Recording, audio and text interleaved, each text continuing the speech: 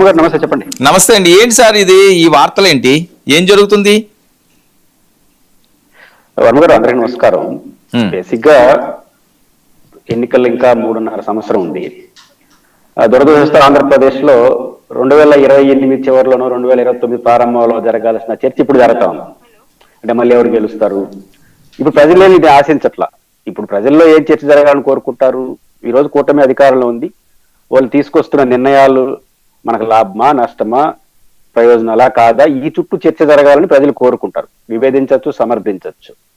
అది వదిలేసి మళ్ళీ 29 ఓటు గెలుస్తారనేది ఇప్పుడు ప్రజలు అజెండాలో అది లేదు. కానీ రాజకీయ పార్టీ అజెండాలోనో ఇంకొక అజెండాలో ఉన్నంత మాత్రం ప్రజల అజెండాలో పోదు. ప్రజలు ఈ రోజు రాష్ట్రంలో ఏం చర్చ జరగాలి?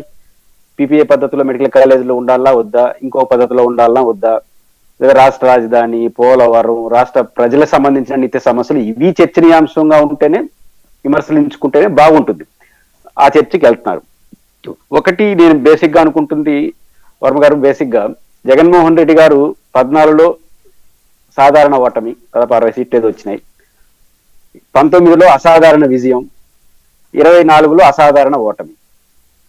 జగన్మోహన్ రెడ్డి గారే వైఎస్ఆర్ కాంగ్రెస్ పార్టీనే జరిగింది కదా. అంటే అర్థం ఏంటి? ప్రజలు ఒక ప్రభుత్వం పట్ల సానుకూలంగా ఉంటే ఆ ప్రభుత్వాన్ని కంటిన్యూ చేస్తారు.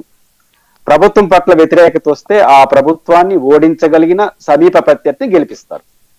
అది మనకు ఉమ్మడి ఆంధ్రప్రదేశ్లోనూ అదే జరిగింది, విడిపోయిన ఆంధ్రప్రదేశ్ జరుగుతుంది. కానీ రేపు కూటమి ప్రభుత్వంని మళ్ళీ కూటమిగా ఉంటారా ఉండరా అనేది 2029 ఎన్నికల్లో వాళ్ళు తేల్చుకోవాలి. బట్ కూటమిలో ఉన్నా ఉండకపోయినా ఈ రోజు కూటమి నాయకత్వంలోని ప్రభుత్వం యొక్క విధానాలు ప్రజలకు సంతృప్తికరంగా ఈ 3-4 ఏళ్ళు కనబడితే మళ్ళీ తిరిగి వాళ్ళని గెలిపిస్తారు. సంతృప్తి లేకపోతే ఓడిస్తారు. ఆటోమేటిక్ గా దాని ప్రత్యర్థి ఉన్నారు జగన్మోహన్ రెడ్డి గారు. ఇక్కడ జగన్మోహన్ రెడ్డి గారు ఇష్టాలు ఏమో ఉండదు. ఎందుకని? జగన్మోహన్ రెడ్డి గారు ఓడిపోయారు, గెలిచారు, ఓడిపోయారు. రేపు మళ్ళీ ఎన్నికలు ఎదుర్కొంటారు. ఎందుకంటే సమీప ప్రత్యర్థి ఆయన, ఇంకో ప్రత్యర్థి లేడు. ఒకరు పవన్ కళ్యాణ్ గారు బయట ఉండి ఇట్లుంటే కనీసం ఆయన గురించి ఆలోచిస్తారు. పవన్ కళ్యాణ్ గారు కింద కూటమిలో ఉన్నట్టు కాబట్టి, బస్ వారు అన్నట్లు 15 ఏళ్ల పాటు కలిసి ఉండాలనుకుంటున్నారు కాబట్టి ఈ ప్రభుత్వం మీద సానుకూలత ఉంటే వాళ్ళని రిపీట్ కొత్త పార్టీ ఏమన్నా వచ్చే ఛాన్స్ లేదండి? కొత్త పార్టీ ఏమైనా వచ్చే ఛాన్స్ లేదా? వ్యాక్యూమ్ ఏమైనా ఉందా? పోనీ ఎవరైనా పెట్టాలనుకుంటే, ఎందుకంటే రంగా గారు కూడా వాళ్ళు వారసురాలని కూడా వస్తున్నారు. ఏమో ఎప్పటి నుంచి ఎలా వస్తుందో తెలియదు కదా. 29 ఎన్నికల్లో వ్యాక్యూమ్ ఏమి లేదు. కూటమి పట్ల సానుకూలంగా ఉంటే గెలిపించడం, కూటమి పట్ల ప్రతికూలంగా ఉంటే ఆటోమేటిక్ గా జగన్మోహన్ రెడ్డి గారు విజయం సాధిస్తాడు. కాబట్టి ఇంతకు మించిన మధ్యలో వచ్చే అవకాశం, ఎందుకంటే ఈ రాష్ట్రంలో 3 ప్రభావిత వ్యక్తులు: చంద్రబాబు నాయుడు గారు, లోకేష్ గారి నాయకత్వంలో తెలుగుదేశం, పవన్ కళ్యాణ్ గారి నాయకత్వంలో జనసేన, జగన్మోహన్ రెడ్డి గారి నాయకత్వంలో వైఎస్ఆర్ కాంగ్రెస్ పార్టీ ప్రభావిత శక్తులు. మన ఓటింగ్ పర్సంటేజ్ 11 సీట్లు వచ్చిండొచ్చు, 40% ఓట్లు ఉంది కదా. వాళ్ళకి 50% పైచీలకు ఓట్లు ఉంది కదా. కాబట్టి పవన్ కళ్యాణ్ గారికి ఓటింగ్ ఉంది. ఇంతకు మించిన ఓటింగ్ ఉన్న పార్టీ లేదు రాష్ట్రంలో. కొత్తగా వస్తుందని అర్థం కూడా లేదు. కాబట్టి ఇద్దరు ప్రభావిత శక్తులు ఒక కూటమిలో ఉన్నారు, పవన్ కళ్యాణ్ గారు, చంద్రబాబు నాయుడు గారు, లోకేష్ గారు.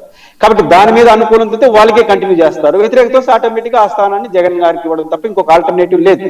కాబట్టి ఇది జరగబోయేది. అయితే మీరు అన్నట్టు 2 ప్రశ్నలు ఉత్పన్నం అవుతాయి. ఒకటి జూనియర్ ఎన్టీఆర్ ప్రస్తావన, 2 కాపుల్లో చీలిక.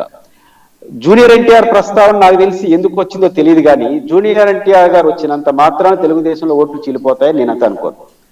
శర్మిలా గారు రావడం ద్వారా వైసీపీలో ఎంత చీలినాయో జూనియర్ ఎన్టీఆర్ గారు వస్తే అంతే చీలుతాయి. శర్మిలా గారు వస్తే ఏమి చీల్చారు? అంతే చేస్తారు. ఎందుకంటే జగన్మోహన్ రెడ్డి గారిని రాజశేఖర రెడ్డి గారి వారసుడుగా చూస్తారు, రామారావు గారి వారసుడుగా తెలుగుదేశం లోకేష్ గారిని చూస్తారు. అంటే సినీ గ్లామర్ పనిచేయదా ఇక్కడ? అర్థం కాదు. సినీ గ్లామర్ పనిచేయదా? గ్లామర్ పనిచేస్తుంది, ఒక పార్టీ ఉంది కదా. ఇప్పుడు తెలుగుదేశం పార్టీని ఎవరెవరితో ఇప్పుడు శర్మిలా గారి గ్లామర్ పనిచేయలేదా? శర్మిలా గారు రాజశేఖర రెడ్డి గారి కూతురు కాదా?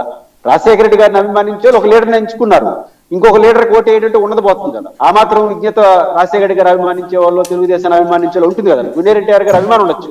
ఆ 4 ఓట్ల ప్రతి ఊరికి రామారావు గారు, చంద్రబాబు గారికి గెలవరు, జూనియర్ ఎన్టీఆర్ గెలవడు కదా. జగన్ గారికి గెలుస్తారు. కాబట్టి ఆ విజ్ఞత వాళ్ళని అభిమానించే వాళ్ళు ఉంటుంది. అభిమానం ఉన్నా కూడా వేయరు. కాబట్టి జూనియర్ ఎన్టీఆర్ గారు వాళ్ళు రావడం ద్వారా కానీ, లేదా శర్మిలా గారు రావడం ద్వారా కానీ ఏమి చేయలేవు 2 పార్టీలో. అయితే కాపులకు సంబంధించిన పాయింట్ ఎట్లా ఉంటుంది, చీలికి వస్తుందని నేను అన్న కానీ, మొన్న జరిగిన ఎన్నికలు కానీ అంత ముందు కానీ పోలరైజేషన్ అయింది కాపుల్లో. కారణం ఏంటంటే రెడ్డి కమ్యూనిటీ నుంచి ముఖ్యమంత్రులు అవుతున్నారు, కమ్మ కమ్యూనిటీ నుంచి ముఖ్యమంత్రులు అవుతున్నారు. ఆ 2 కులాల కన్నా పెద్ద కులంగా ఉన్న మనం ఎందుకు ముఖ్యమంత్రి కాకూడదనే ఒక భావోద్వేగమైనటువంటి పొలిటికల్ ఒక ఆశ కాపుల్లో వచ్చిందన్నమాట నిజం. దానికి పవన్ కళ్యాణ్ గారిని ఒక ఐకానిక్ పర్సనాలిటీగా చూడడం కూడా సహజం, దాన్ని తప్పట్టాల్సిన అవసరం లేదు. అన్ని కులాలు అన్ని పార్టీలు ఉండొచ్చు, కానీ మాస్ గా ఒక కాపుల్లో వైసీపీలో లేరా, కానీ మాస్ గా కాపులు మా ఐకానిక్ పర్సనాలిటీ పవన్ కళ్యాణ్ గారు అనుకుంటారు, రెడ్లు జగన్ అనుకుంటారు, వీళ్ళు వాళ్ళు అనుకుంటారు. అయితే పవన్ కళ్యాణ్ గారు ఎందుకు ఐకానిక్ పర్సనాలిటీ కాగలిగినారు? మా ఆశకి ప్రతినిధిగా చూస్తారు. ఒక జగన్ లాగా, ఒక చంద్రబాబు నాయుడు గారు లాగా ముఖ్యమంత్రి కావడానికి కోరిక ఉంటుంది, ఉండడం తప్పు కూడా పట్టలేదు. ఈ రెండు కులాలు అయిన తర్వాత మా కులం ఎందుకు కావడదని కోరిక ఉండొచ్చు.